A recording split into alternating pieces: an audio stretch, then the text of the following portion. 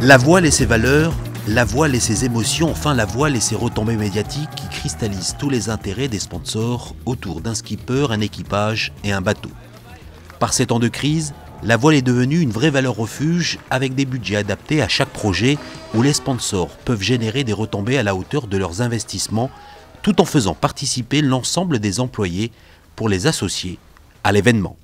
Quand on est un sponsor, on recherche aujourd'hui de l'efficacité et du professionnalisme, quel que soit le niveau de budget, quelle que soit la série. Même en mini-transat, on recherche quelque chose d'extrêmement carré.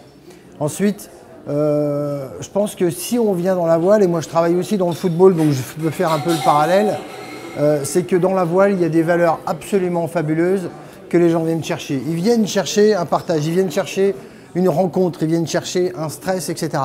Moi, je pense que de plus en plus, les sociétés ont besoin de supports où il y a un vrai capital émotion. Et puis, elles ont besoin aussi, notamment les grands groupes, de faire en sorte à ce que, notamment, leurs salariés arrêtent de venir au bureau en se regardant les chaussures. La voile, pour moi, c'est l'étoile du berger qui va faire que les gens vont lever la tête et vont regarder tous à peu près dans le même sens.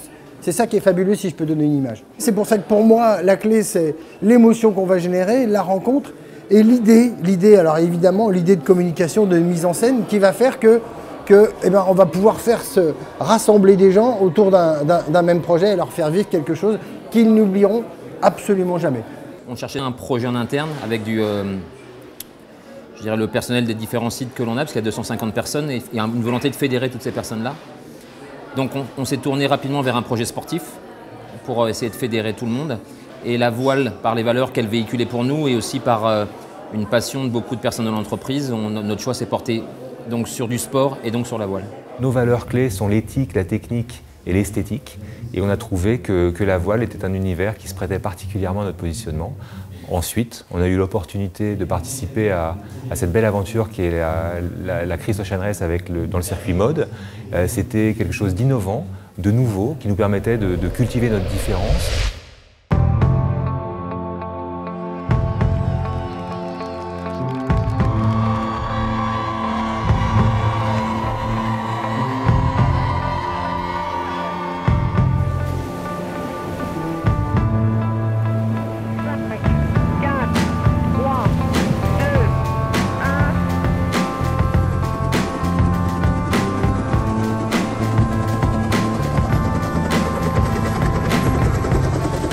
Cultiver ces différences pour garder une longueur d'avance sur la concurrence, c'est aussi l'objectif des créateurs et organisateurs d'événements.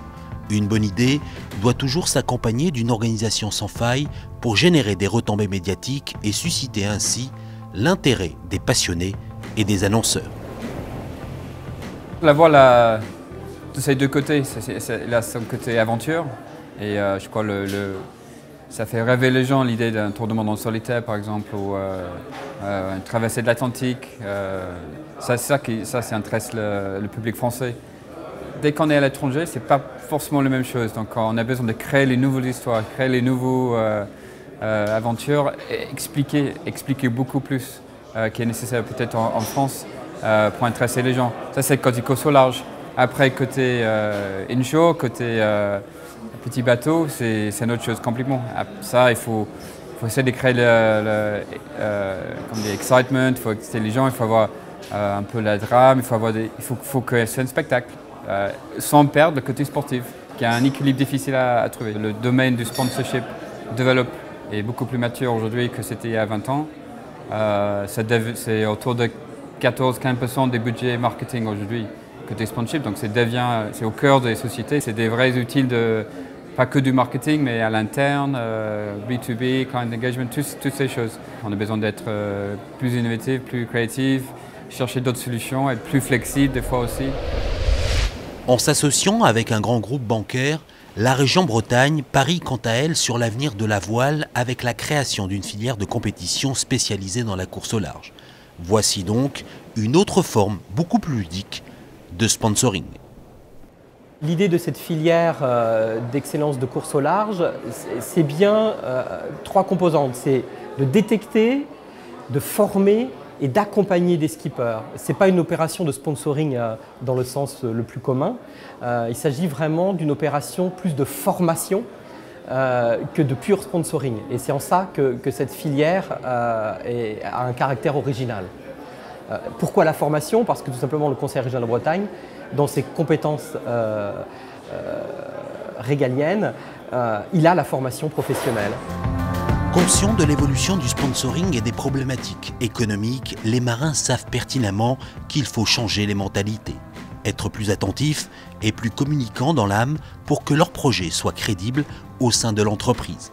Les résultats restent un paramètre vital, mais pas uniquement.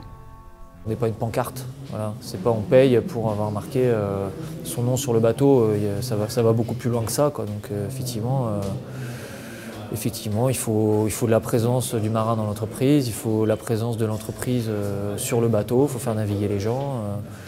Mais c'est quelque chose qui est devenu classique et normal et que nous on fait avec plaisir maintenant.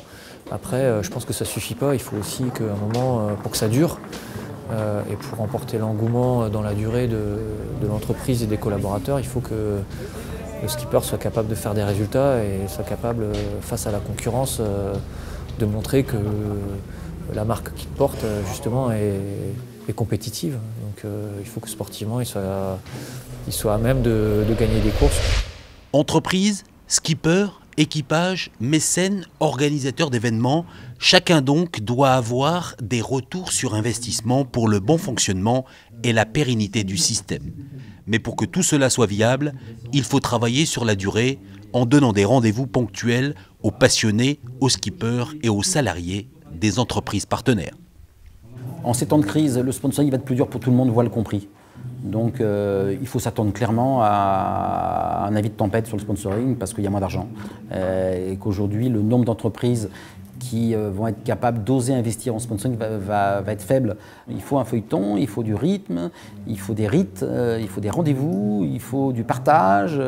Voilà, et tout ça, la voile peut le faire. Il faut que, quand vous sponsorisez un bateau, vous devez le faire partager au plus grand nombre. C'est ça finalement le secret d'un sponsoring réussi, c'est ok, j'ai payé le bateau, c'est cher, c'est compliqué, mais pour en tirer la quintessence, je vais le faire partager à mes salariés, à mes clients, à mon public, à la France entière. Voilà. Il faut créer du partage. Et donc ce bateau, ne le gardez pas pour vous, faites-en profiter tout le monde.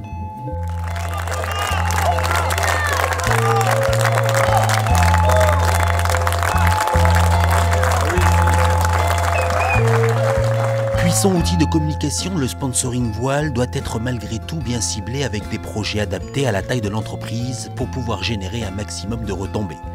Et en créant des passerelles permanentes avec le skipper et son équipe au cœur de l'entreprise ou bien sur le bateau, l'ensemble des salariés participent ainsi au projet, même si la pierre angulaire de ce projet reste tout de même le charisme du navigateur et sa compétence sportive.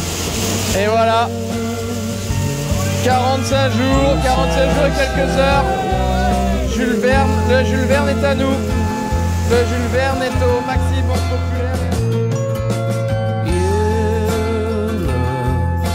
Time